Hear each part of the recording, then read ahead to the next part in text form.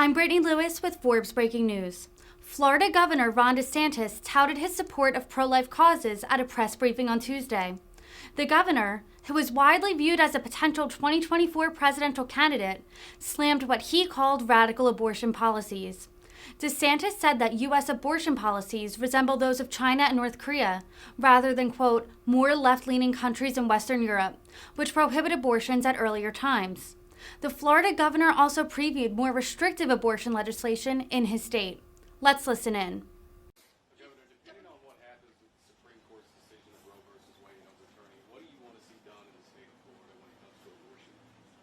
Well, look, I'm somebody that believes in pro-life protections. I think that it's something that is based in science. I think it's something that is based in kind of who we are as a society. I think you look at what some of the other states are doing, going in a much different direction, where they will have 1 day before a baby's born, allow it to be snuffed out 9 months in. And I'm just thinking to myself, how is that something that would ever be viewed to be appropriate?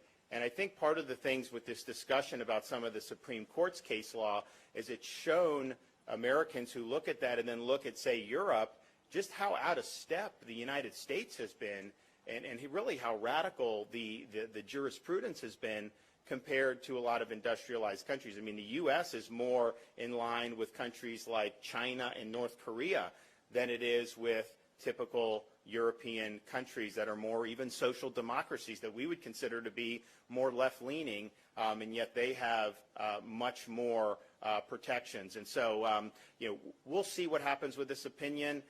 It was really weird that this came out. I don't know what the agenda is behind it, but eventually, I mean, we assumed we were going to get something definitive in June. We are also anticipating that when our protections go into effect July 1st, that will be subject to a state constitutional and statutory challenge. And there is case law that's out there that we would have to overcome to be able to sustain those protections. I think we can do it, but I do think that that's going to be something that is going to happen once the law takes effect. And so we'll see what the federal U.S. Supreme Court does, and then obviously we're going to see some litigation on the state level with the protections that we've done. But what I would say too is, yes, we did that bill, which I think a lot of people support. But what we also said is, we're putting our money where our mouth is. When we talk about right to life, we want these kids to grow up in loving homes. And so we're putting more money into our foster system and to promote adoption.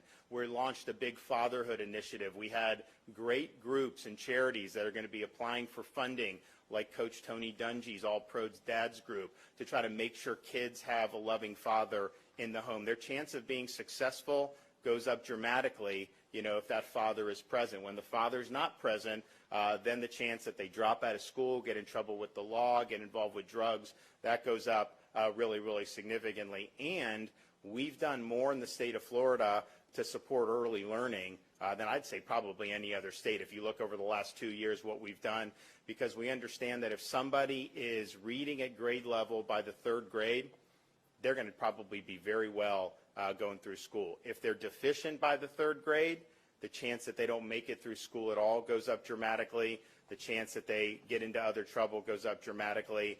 So that's something that's very, very important, and we've put more resources into that than any other governor has been able to do. So, we view this as a large issue at various stages of life, and we want to be there so that people are able to obviously have a shot, but also to make the most of the talents that God has given them.